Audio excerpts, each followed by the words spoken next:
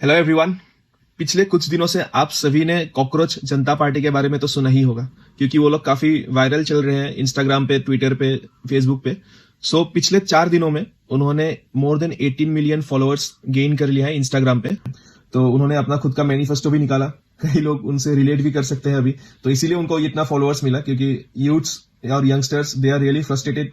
NEET का paper leak हो गया, एसएससी का पेपर लीक हो गया, तो बहुत सारे मुद्दे हैं जो कोई एड्रेस करता नहीं था। तो कॉकरोच जनता पार्टी ने एक प्लेटफॉर्म दे दिया, तो यंगस्टर्स उनसे जुड़ने लगे।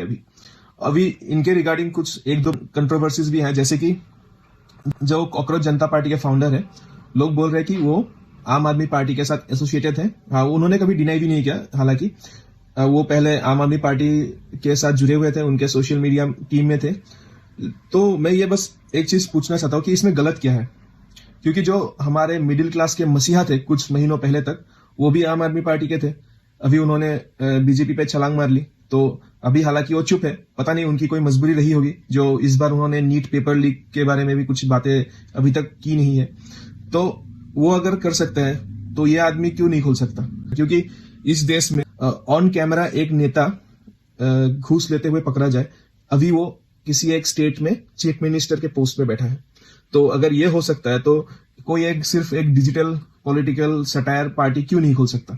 तो इसमें गलत कुछ है नहीं।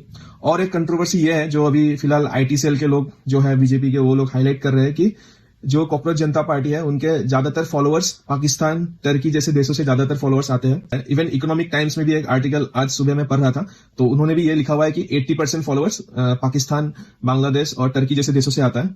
लेकिन जब मैंने वो आर्टिकल पढ़ा, उधर कोई ऑफिशियल सोर्सेज वगैरह था नहीं। उस आर्टिकल में भी ये बातें लिखा हुआ था कि सोशल मीडिया में बहुत सारे लोग ये बातें फैला रहे हैं कि ऐसे ऐसे है। तो उन्होंने बस वो सोशल मीडिया अकाउंट्स को कोट किया इकोनॉमिक टाइम्स से। उन्होंने अलग से कोई सोर्सेस, ऑफिशियल सोर्सेस, मेटा से या फिर ऐसा कुछ दिखाया नहीं कि ये पाकिस्तान से ज्यादातर फॉलोअर्स है। तो ये हवाई बात है, या फिर हम बोल सकते हैं कि ये डेस्परेट एफर्ट है। तो मेन मुद्दा ये नहीं है कि कॉकरोच जनता पार्टी शायद रहे या ना रहे, हमें उससे कोई फर्क नहीं पड़ता। लेकिन फर्क इसी से पड़ता है कि कोई एटलीस्ट सवाल उठा रहा है, कोई एटलीस्ट स्टैंड ले रहा है। और अभी जो लोगों में फ्रस्ट्रेशन है, तो इससे यही मालूम पड़ता है कि जो फ्रस्ट्रेशन दिखाने का जो जरिया है, वो इतना लिमिटेड हो चुका है कि हमें एक पैरोडी पेज को, एक जो सटायर पेज है, उसको हमने सीरियसली लेना स्टार्ट कर दिया। तो यही मतलब यंगस्टर्स की जो फ्रस्ट्रेशन है, इसको दर्शाता है।